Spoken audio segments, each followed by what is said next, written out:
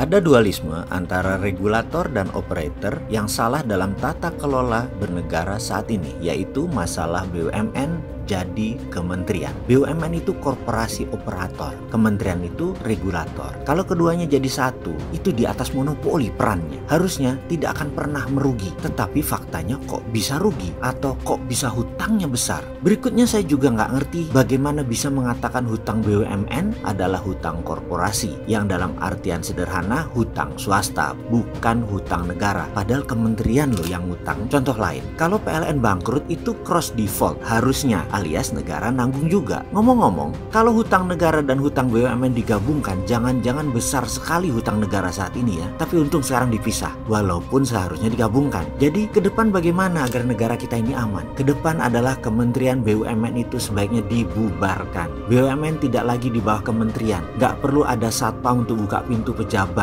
dan segala macam aktivitas pejabat lepas sambut ala birokrasi. BUMN jadi perusahaan holding, pakai aturan seperti aturan perusahaan, undang-undang PT, pertanggungjawaban hanya terhadap pemegang saham. Tidak perlu undang-undang keuangan negara sebagai aturan baku untuk para eksekutif perusahaan BUMN, seperti halnya pembukuan di kementerian. Bisa lebih leluasa dalam mengembangkan usaha tanpa ketakutan yang berlebihan. Tidak ada lagi ancaman pasal merugikan keuangan negara. Para eksekutif itu bisa berlindung sepenuhnya pada undang-undang perseroan terbatas atau PT, seperti perusahaan swasta pada umumnya. Kita jadi bisa bersaing seru dengan swasta. Mereka cukup berbekal pada persetujuan RUPS, Rapat Umum Pemegang Saham. Itulah lembaga tertinggi dalam sebuah perusahaan. Begitu RUPS sudah menyetujui, maka ini menjadi tindakan aksi korporasi. Tidak akan lagi dikenakan undang-undang keuangan negara. Tidak akan lagi kesalahan prosedur tender itu ini mengganggu kita. Dan titipan pejabat atau anggota dewan yang terhormat yang suka nitip proyek semua pakai RUPS. Mereka tidak mempan dan tidak bisa mengendalikan BUMN saat ini. Selama RUPS sudah menyetujui, langsung dijalankan. Ini akan jadi sejarah baru. Semua berkompetisi sehat. BUMN sejajar kompetisinya dengan swasta dan ini akan mengurangi beban APBN. Sungguh, hal ini sejalan dengan keputusan MK bahwa anak sapi bukan sapi, atau pernyataan kemarin di mana Mahkamah Konstitusi sewaktu ditanya apakah Mandiri Syariah anak Bank Mandiri itu BUMN, maka diputuskan oleh MK bukan BUMN. Yang dimaksud MK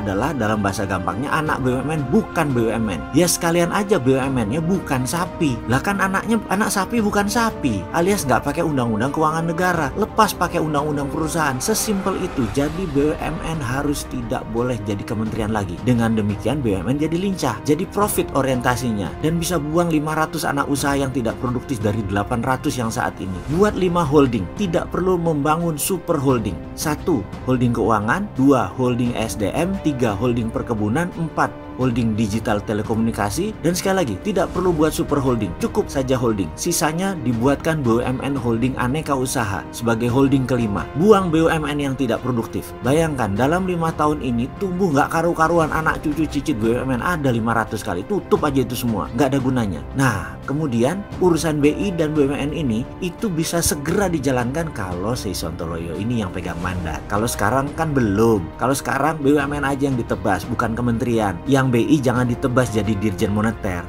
Gak enak sama IMF.